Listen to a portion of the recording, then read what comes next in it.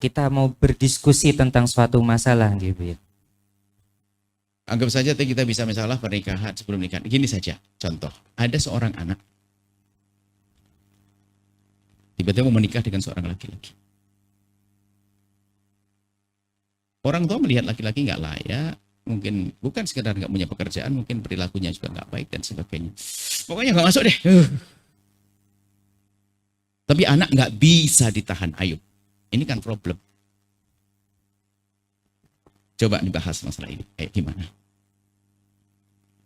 Cara membacanya dari dimasukkan frame pembahasan yang kita bahas. Seperti itu. Bantah itu sama orang tua yang berantem loh. Kalau ngomong yang lain misalnya, tapi giliran ini marah sama orang tua ngangkat suara. Sampai berani ngomong, mending gak usah nikah kalau tidak dengan dia. Kan gitu kan? Nah ini kenapa kok sampai seperti itu? Mungkin ada yang coba ada yang muda-muda ini.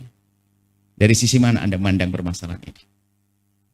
Baik, jadi Buya ingin mengajak kita untuk berdiskusi bersama bahwa apabila ada kasus di mana seorang anak itu ngebet sekali pengen nikah, tapi ternyata belum mendapatkan restu atau bahkan mungkin secara kriteria tidak memenuhi kriteria orang tuanya.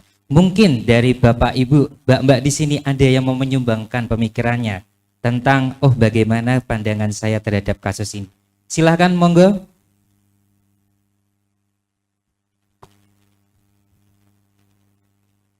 Oh ya, sudah ada satu, silahkan.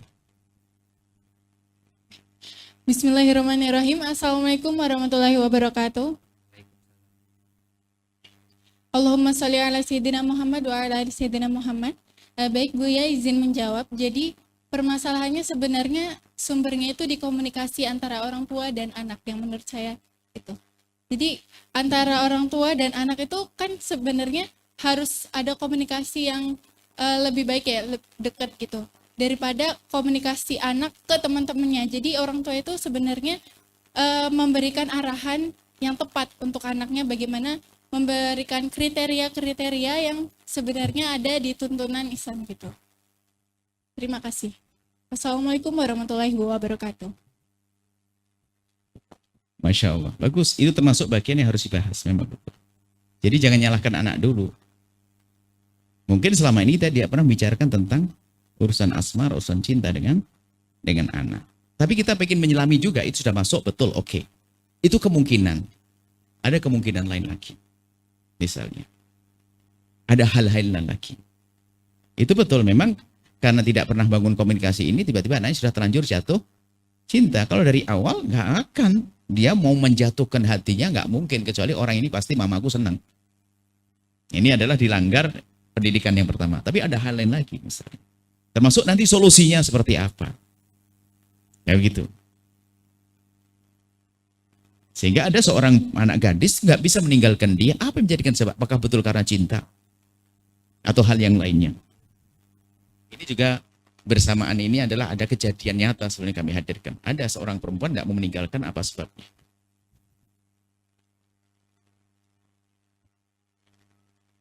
Mungkin kami apa? Justru kami ingin mencari tambahan, tentu sebab semuanya punya pengalaman itu. Dan bisa saja betul semuanya. Jadi kemungkinan permasalahan akan jadi bahan nanti. Kalau Dr. Joko mengusulkan jadi buku. Bismillahirrahmanirrahim. Izin menjawab nggih, Buya. Kebetulan baru-baru ini saya ada kasus seperti itu gitu. Tapi ini just sharing aja dan memang nggak boleh disebutkan namanya gitu. Iya, oke. Jadi ada seorang perempuan datang ke saya, kebetulan saya sudah psikolog kayak gitu.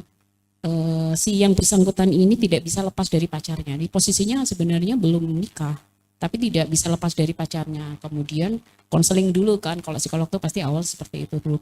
Ternyata setelah saya assess, itu hubungan dengan ibunya tidak baik.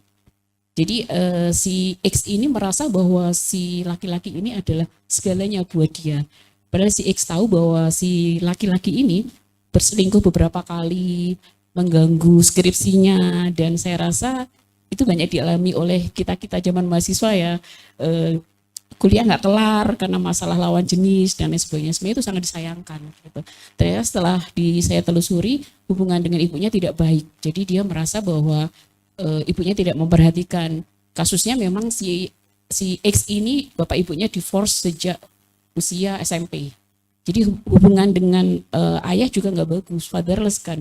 Karena baru-baru ini kan kita memang ada isu fatherless kayak gitu. Jadi kemudian saya sampaikan ke ibunya bahwa permasalahan utamanya itu sebenarnya si anak itu kurang mendapatkan perhatian yang diharapkan dari ibu, dan juga hubungan dengan ayah tidak lekat.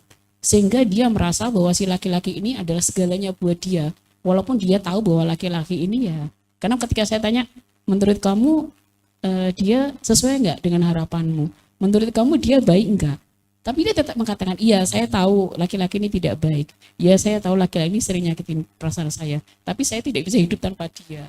Gitu. Jadi kalau saya melihatnya, ya kita harus mundur ke belakang dulu untuk cari sebenarnya sumber permasalahannya di mana. Begitu Bu. Mohon maaf kalau ada salah. Nah, betul, ya. Itu diantaranya memang. Maka nanti itu akan jadi poin pembahasan. Yang penting juga kayak begini ini, betul itu adalah jawaban kenapa dia menjadi seperti itu. Ya ibaratnya dia seperti orang lagi tenggelam, yang dipegangan rumput pun jadi pegangan, bukan pegangan sesungguhnya, asalkan dia merasa lagi melindungi dan sebagainya. Padahal lagi itu menjadi ancaman juga, tapi dia menyadari itu sebenarnya. Nah ini permasalahan. Kemudian juga tadi mungkin ini ada poin juga perlu ditambahkan. Dalam Islam nggak ada broken home. Ini pendidikan bagi orang yang cerai. Mungkin adalah batin nurani. Jadi begini, kita nasihati suami istri yang berpisah. Jangan sampai anaknya jadi rebutan tapi dengan cara yang salah. Tapi rebutlah dengan cara yang indah. Jadi kalau Anda sebagai seorang ibu ditinggal suami atau janda, maka jadikan anakmu ahli surga. Pastikan anakmu tidak membenci ayahnya. Kalau engkau berhasil menjadikan anaknya cinta kepada ayahnya, kau ibu yang sukses. Sebab ayahnya sampai kapanpun tetap adalah ayahnya. Biarpun misalnya sejelek apapun ayah, katakan, kau sudah dengar tentang ayahmu nak? Iya. Tapi ingat, sampai kapanpun ayahmu adalah ayahmu. Kamu dekat jangan karena ayahmu. Tapi ingat nak sayang, ayahmu adalah ayahmu, doakan setiap malam. Jadi dilatih untuk tidak membenci ayahnya. Biarpun ayahnya nggak benar, atau sebaliknya ada ibunya nggak benar. Sampai suatu ketika ada seorang perempuan dicerai sama suaminya karena apa? Perempuannya nggak pernah punya rasa malu dengan laki-laki, dan sampai anaknya tuh, masya Allah. Nah ini juga jangan ditanamkan kebencian menghinakan orang tuanya, sebab keberkahan hidup akan hilang. Jadi dalam Islam nggak ada broken aslinya. Nah, makanya semuanya punya kesadaran mendidik anak. Itu loh, sadar mendidik anak. Kemudian tadi betul yang disampaikan, akan tapi ada suatu ketika itu ada kejadian. Karena mereka itu adalah buntu solusi. Sehingga mungkin diantaranya sudah terlanjur mohon maaf. Sudah terlanjur mohon maaf melakukan zina. Sehingga seolah-olah dia tidak mungkin dengan yang lainnya karena aku sudah, keperawananku diambil sama dia, mau lakuin dengan perempuan. Jadi dia sempit. Sempit. Sementara kan ada pendidikan di saat anak melanggar kan. Ini misalnya mohon maaf, semoga Allah menjaga kita dari zina, menjauhkan dari zina. Ada perempuan kalau sudah kepleset dalam zina, dia mungkin dengan kebodohannya bercerita tentang perzinahan dengan pasangannya, calon pasangannya, tidak perlu itu. Karena dosa pribadi dengan Allah. Nah, di dalam hal ini kadang seorang anak perlu dikuatkan bahwasanya yang penting kau tutup antara kau dengan Allah, selesai kisahnya. Dia tidak berani meninggalkan laki-laki itu karena sudah terlanjur melakukan. Ini ada di antaranya. Sehingga itu kan sebetulnya perempuan semacam ini kan sebetulnya tahu dia sudah menodainya, dia nggak baik. Itu kan seperti orang sudah jatuh ketimpa tangga, tangganya karatan, kan begitu ibaratnya. Sudah tersiksa betul dia. Karena dia sudah nggak bisa lepas, padahal ada solusi. Allah Maha Pengasih. Sudahlah, kau akan datang, kau nanti akan ada mengambilmu orang lebih baik dari dia. Adapun keperawanan bisa dikembalikan dalam waktu singkat, yaitu dengan tobat. Diberi motivasi besar bahwasanya untuk mencabut hati loh. Sehingga betul kadang-kadang bukan mencintai dia, karena sudah terlanjur terikat urusan yang satu ini. Ada di antaranya. Jadi betul pertanyaan begini ini adalah harus kita mencari-cari kemungkinan-kemungkinan untuk mencari permasalahan yang ada pada anak. Yang disampaikan Ibu dosen tadi benar seperti itu.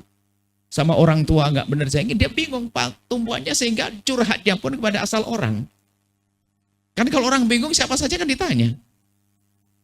Rumput jadi pegangan. Yang seolah-olah menolak, biarpun dia ingin menjerumuskan, ada momentum, dia baik. Ini ada betul. Jadi, nah inilah, ya, dari sudah nyambung. Permasalahan anak ternyata banyak kembali kepada pola asuh orang tua yang salah. Sehingga tetap kita harus fokus bagaimana kita memberikan edukasi kepada para orang tua, kesadaran pentingnya pendidikan anak yang sifatnya juga luas sekali. Luas sekali termasuk nanti di saat mendidik anak sudah melanggar. Kan itu tadi, sudah menghamili, suruh menikahi. Itu kan maksudnya ingin menyelamatkan anak. Ya itu kan bagi si penjahatnya, ya kejarlah adaku, aku tangkap. Ayo, sehingga nanti, alah enggak bisa, hamili dulu, nanti pasti ngejar saya. Kan begitu. Ini karena, ini orang tua harus beri solusi yang benar. Enggak, kalau sudah jahat, maka bagaimana saya serahkan anak saya kepada dia? Diedukasi tentang Allah, tentang pendidikan tentang ini. Nanti akan dikembalikan kepada kemuliaan. Dan nanti ada kunci dahsyat, ada ibu kamalan tembalah. Kalau punya kesadaran tinggi, bahasanya orang bertobat seperti orang tidak punya berdosa, bangkit semangatnya. Saya punya masa lalu kelam, tapi hari ini aku menjadi bersih. Dan ada orang seperti itu banyak. Ini kan dunia psikologi juga. Jangan sampai orang terpuruk merasa bersalah, hanya bodoh ngomong sama suaminya. Ini suatu ketika, ini sebuah contoh ya. Seorang menikah 6 bulan, suaminya baik sekali. Karena rupanya sang anak gadis perempuan ini adalah merasa tersanjung. Ya makanya ngaji itu penting, kalau tidak ngaji kan bahaya. Merasa tersanjung, sehingga dia merasa berdosa dengan suaminya karena ada sesuatu yang disembunyikan. Lalu berkata suatu ketika setelah 6 bulan mesra dan indah, abang bisa terima saya kan? Ya nerima dong, kan kamu istriku.